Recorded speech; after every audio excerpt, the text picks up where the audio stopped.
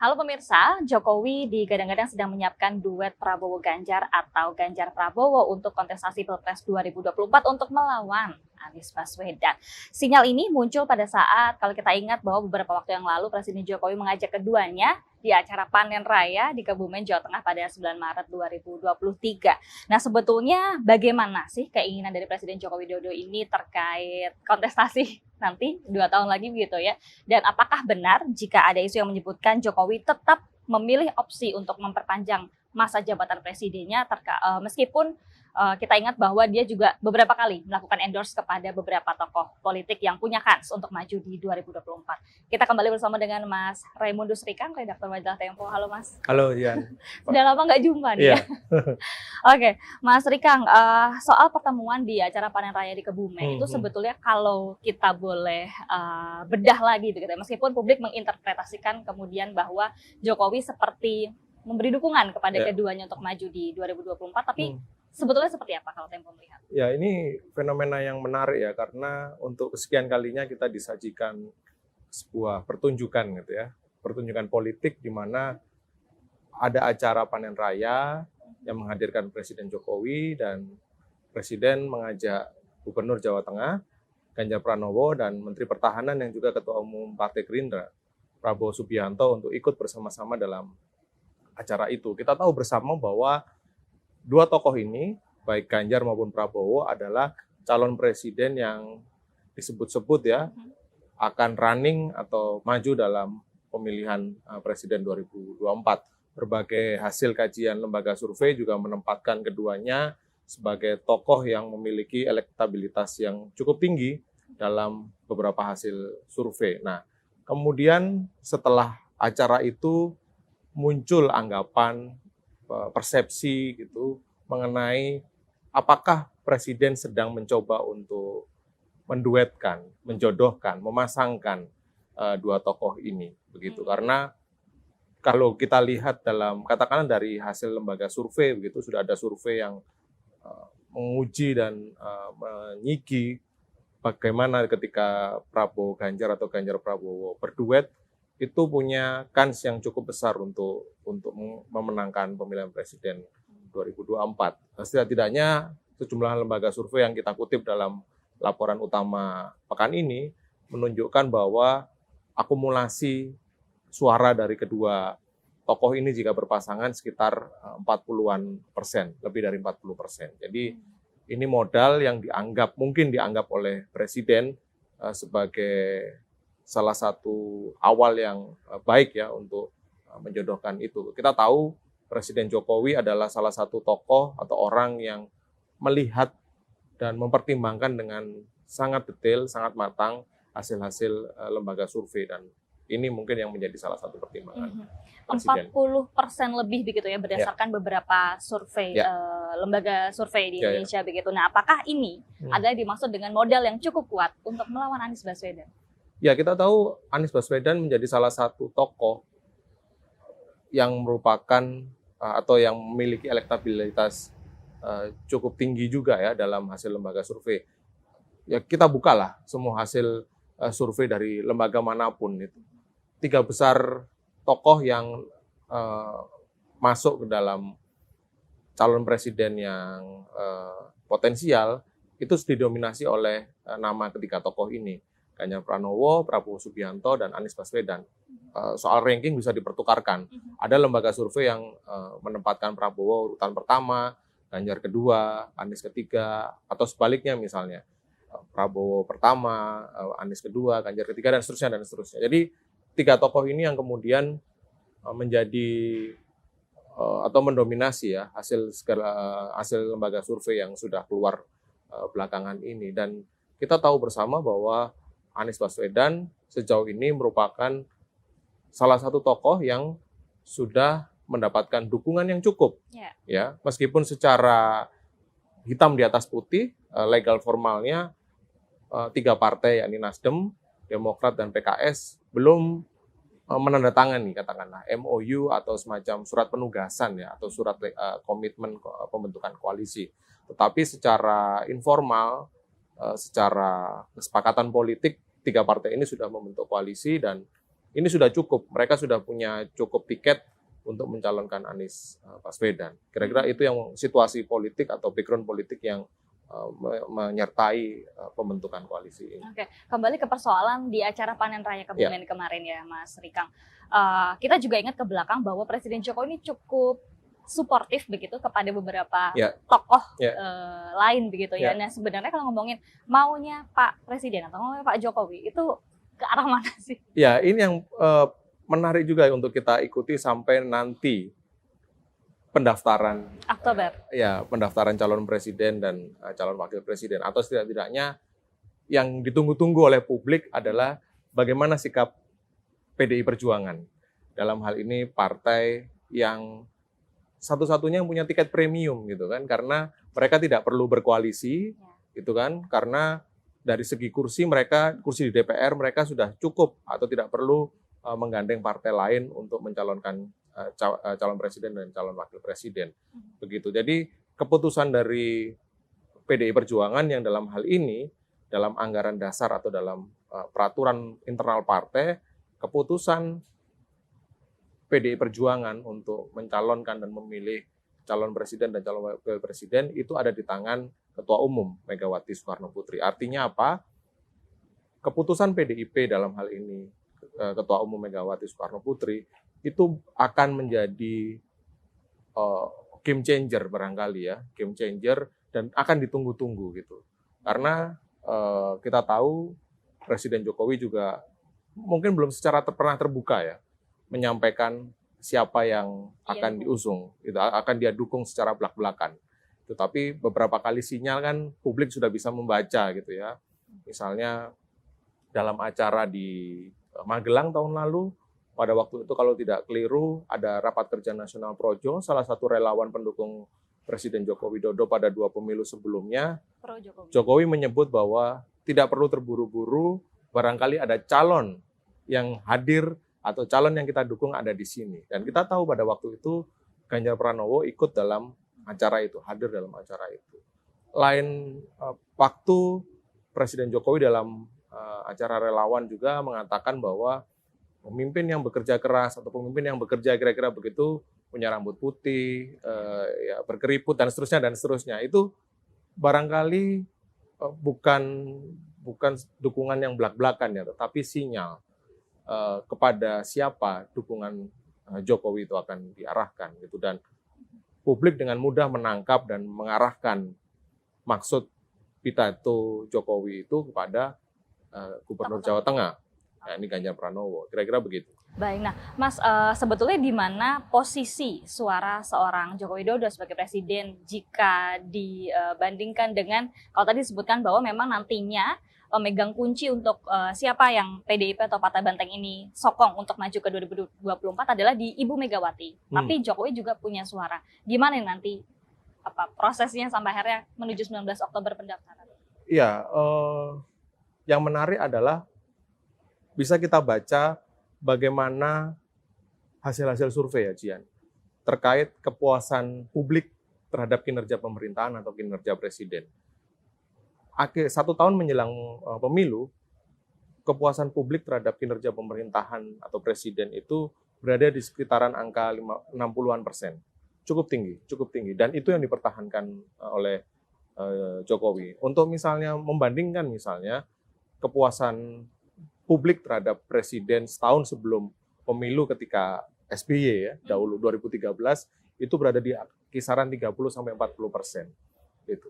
Jadi angka kepuasan publik inilah yang kemudian akan memainkan peran bahwa saya masih publik masih punya atau mendukung saya begitu kan, sehingga bargaining itulah yang akan mungkin dipakai oleh presiden untuk ikut menentukan ya siapa yang bisa maju dalam Pilpres 2024. Artinya siapapun nanti tokoh yang kemudian didukung oleh Jokowi, ada peluang juga mendapatkan dukungan orang-orang yang juga mendukung Jokowi, begitu? Persis, karena dari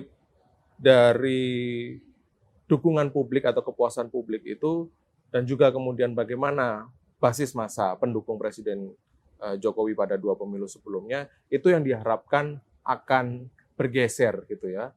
ke calon-calon yang sudah mendapatkan endorsement, mendapatkan dukungan secara resmi gitu ya dari Joko Widodo, dan angkanya tidak kecil begitu, cukup besar, dan itu kemudian yang diharapkan oleh siapapun tokoh yang mendapatkan endorse dan dukungan itu akan meraih keuntungan atau benefit elektoral yang cukup lumayan untuk menghadapi pemilu 2024. Jadi Prabowo dan Ganjar ini termasuk di endorse ya, Mas Rikang. Apakah acara kemarin yang di Kebumen itu di Panen Raya itu adalah sesuatu yang memang direncanakan atau memang dirancang sebelumnya? Iya, soal endorsement publik dengan mudah menangkap itu sebagai perjodohan politik, percomblangan politik begitu ya, atau endorsement itu. Tapi ketika teman-teman wartawan mencoba untuk mengkonfirmasi itu kepada Presiden Jokowi, Presiden membantah bahwa itu sekedar acara panen raya, kemudian acara itu bersamaan dengan acara Pak Prabowo di Magelang yang terjadi sore harinya, sehingga pagi hari ikut rombongan Presiden dulu, ikut panen raya. Kira-kira begitu. Tetapi ya persepsi publik silakan gitu ya, dan kita sebagai wartawan tentu saja bisa menangkap juga bahwa ini bukan sekedar acara panen raya biasa begitu kan, yang ada maksud-maksud politik gitu. Misalnya begini, kalau itu panen raya begitu, dalam banyak momen di pematang sawah itu ya, di pematang sawah di Kebumen itu, mengapa Menteri Pertanian Pak Syahril Yassin Limpo itu tidak banyak bergabung begitu kan? Justru Pak Jokowi, Pak Prabowo, dan Pak Ganjar yang lebih banyak berdiskusi, berdialog. Sampai selfie loh. Iya, sampai selfie begitu kan. Dan di situ ada juga menteri yang lain, misalnya Sekretaris Kabinet Pak Pramono Anung juga ikut dalam rombongan itu. Tapi ya rombongan kecil ini saja yang kemudian lebih banyak bergabung, berdialog, dan seterusnya. Gitu. Jadi publik sah-sah saja untuk menangkap ini sebagai sebuah perjodohan atau endorsement politik. Menginterpretasikan demikian begitu ya. Oke, tapi katakanlah kemudian benar bahwa dua tokoh ini di-endorse begitu ya. Kira-kira dari dua partai, ada Gerindra dan juga PD Perjuangan, mana yang egonya harus ditahan untuk menjadi RI 1-nya, mana RI 2-nya? Ya, ini menarik juga karena kita sudah mendengar pernyataan publik dari masing-masing pejabat partai ya. Misalnya Sekretaris Jenderal PDIP Hasto Kristianto mengatakan bahwa calon presiden atau RI 1 harus dari PDIP. Harus dari PDIP. Harus dari PDIP. Wajar karena mereka menganggap atau mereka punya jumlah suara, jumlah kursi yang lebih banyak karena PDIP sebagai partai pemenang pemilu.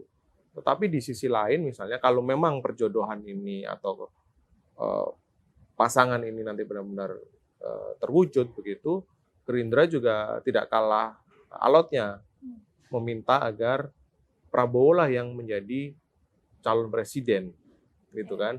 Kalau misalnya kita simak pernyataan Wakil Ketua Dewan Pembina Partai Gerindra, Hasyim Joyo Hadikusumo, yang merupakan adik dari Prabowo Subianto, alasannya adalah Prabowo lebih senior secara politik, sehingga lebih layak untuk menduduki kursi sebagai calon presiden. Nah, yang menarik adalah bagaimana kemudian negosiasi ini jika kemudian kepentingan dua partai ini bertemu dan kemudian memutuskan untuk berkoalisi atau menjodohkan kader-kadernya untuk menjadi calon presiden dan calon wakil presiden. Saya kira negosiasi politik itu akan terjadi gitu kan. Apakah nanti gitu misalnya ya dikompensasi ke kursi menteri gitu kan, apakah dan seterusnya itu pasti akan terjadi. Masih kita tunggu begitu ya Mas ya. Ya. Nah tadi bicara soal bagaimana peluang jika benar mereka berdua berduet gitu ya. Tapi tentu ada beberapa ganjalan atau hambatan yang mungkin timbul jika ini benar terjadi. Kira-kira apa saja Mas? Mungkin terkait koalisi yang lain barangkali? Ya bisa saja karena kita lihat Gerindra sejauh ini sudah membentuk koalisi bersama Partai Kebangkitan Bangsa. Koalisinya bernama Koalisi Kebangkitan Indonesia Raya. Dan dua partai ini sudah menandatangani semacam MOU, di mana jika menyangkut Capres-Cawapres adalah nama-nama yang akan dipilih atau maju dan didukung oleh Gerindra dan PKB diputuskan secara bersama-sama oleh Prabowo Subianto dan Muhaimin Iskandar sebagai Ketua Umum PKB, begitu kan. Nah, ini yang akan menjadi atau patut kita tunggu bagaimana konstelasi negosiasi di tengah koalisi ini gitu. Jika memang nanti Prabowo akan berpasangan atau memilih pasangan di luar PKB misalnya begitu. Tapi sejauh ini dari kawan-kawan di Gerindra mengatakan bahwa kami masih komit gitu terhadap koalisi bersama PKB gitu.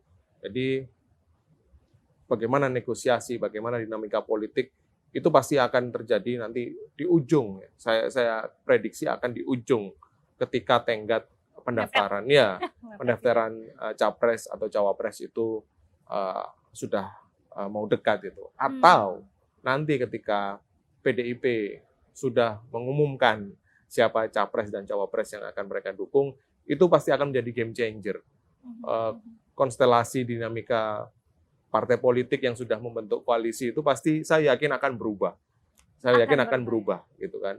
Apalagi jika misalnya PDIP sudah jauh-jauh hari memberikan sinyal bahwa mereka tidak akan running sendiri. Artinya meskipun mereka punya tiket premium itu tadi, mereka memberikan sinyal bahwa kami akan mengajak partai-partai lain untuk bekerja sama. Jadi sangat menarik ini dinamika yang akan terjadi menjelang pendaftaran capres-cawapres. Mas, tapi jangan lupa bahwa PDI Perjuangan juga masih masih sangat dinamis. Cuman beberapa waktu yang lalu juga ini majalah Tempo sempat menuliskan soal bagaimana kemudian Puan dan juga Ganjar ini beradu. Sementara ini kan kurang lebih setengah tahun jelang batas pendaftaran di Oktober 2023 kali ini. Gimana tuh sekarang perkembangannya, Mas? Ya, saya melihat dan dari beberapa sumber di PDIP mengatakan bahwa dukungan atau arah bagaimana PDIP akan mendukung Ganjar itu semakin kuat gitu ya. Kans Ganjar gitu kira-kira disebut-sebut oleh beberapa orang di internal PDIP kembali menguat. Mendapat restu Mega artinya? Saya belum tahu. Saya belum bisa memastikan apakah restu itu sudah ada atau belum. Tetapi dari orang-orang di internal partai ya, di lingkaran inti itu mereka bercerita bahwa kans atau peluang Ganjar untuk dicalonkan oleh partainya kembali menguat. Kalau misalnya kita cek lagi dari beberapa publikasi majalah Tempo kan itu up and down ya.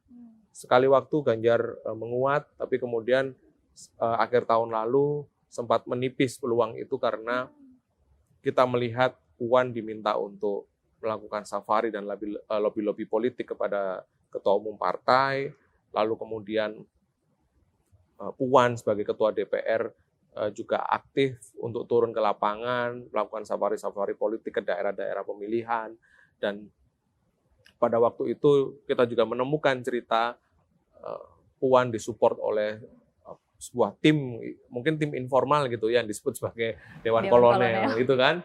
Dan belakangan kemudian kita mendapatkan informasi bahwa upaya-upaya untuk ke sana sudah relatif landai begitu, dan Ganjar kansnya disebut kembali menguat.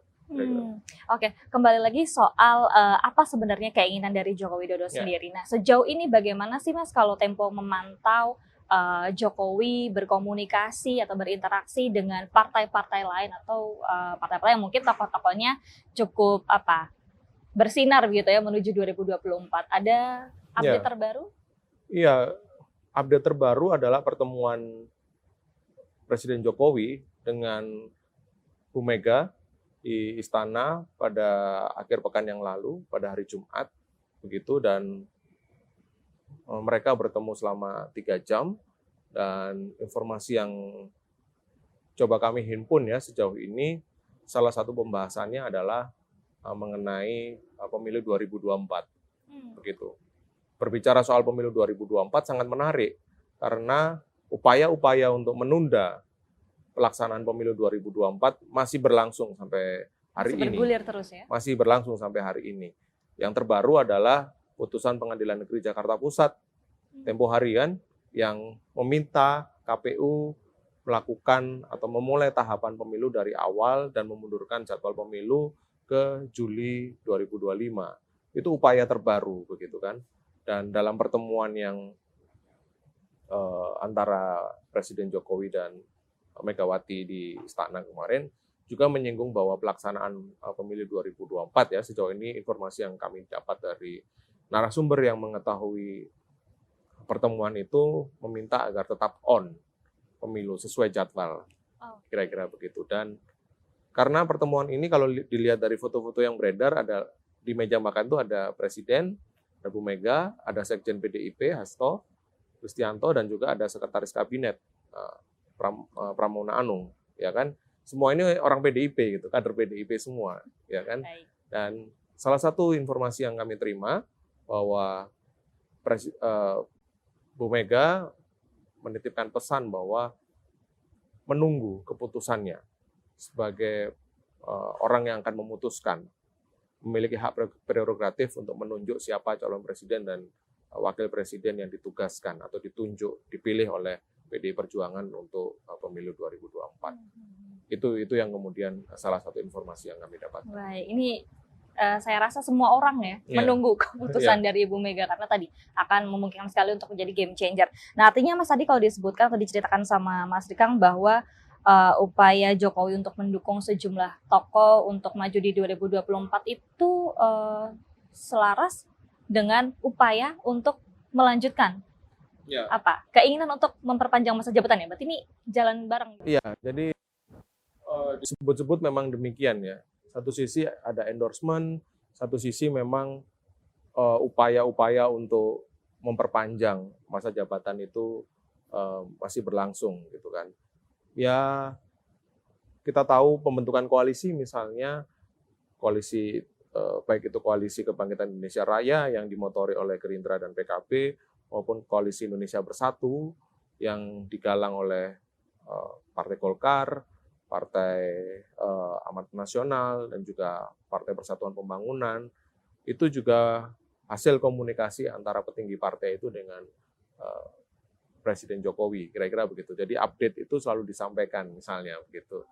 Atau kita sudah berkali-kali menulis bagaimana koalisi KIB itu, Koalisi Indonesia Bersatu itu merupakan skoci untuk Gubernur Jawa Tengah gitu kan.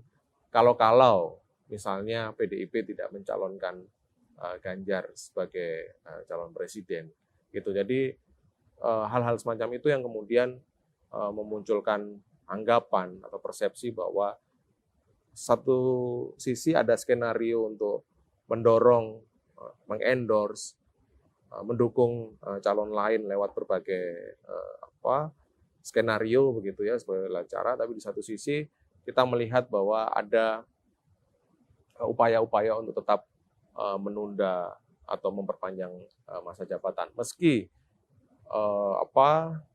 kita tidak atau belum menemukan kaitannya antara apakah agenda-agenda itu dijalankan oleh pemerintah, tetapi yang bisa kita lihat secara terbuka adalah upaya-upaya penundaan itu masih terus berjalan. Masih terus dilakukan begitu ya. Baik, entah kemudian apakah pemilu benar ditunda atau dilanjutkan, apakah kemudian nanti benar ada yang mau ada upaya untuk melanggar konstitusi, kemudian persoalan tadi siapa yang mau diusung siapa begitu ya. Kita sangat menanti, ya Mas. Kita tunggu terus karena masih ada cukup banyak waktu untuk melihat perubahan-perubahan peta politik menuju 2024. Terima kasih banyak Mas Rikang sudah join di Cakap-Cakap lagi kali ini. Pemirsa, jika Anda ingin membaca secara detail temuan majalah Tempo di laporan utama pekan ini, Kawan dalam Selimut, teman-teman bisa baca di majalah.tempo.co ataupun dapatkan majalah versi cetaknya. Akhir kata, saya Dejian beserta kru yang bertugas pamit undur diri. Kita jumpa di Cakap-Cakap episode selanjutnya. Sampai jumpa.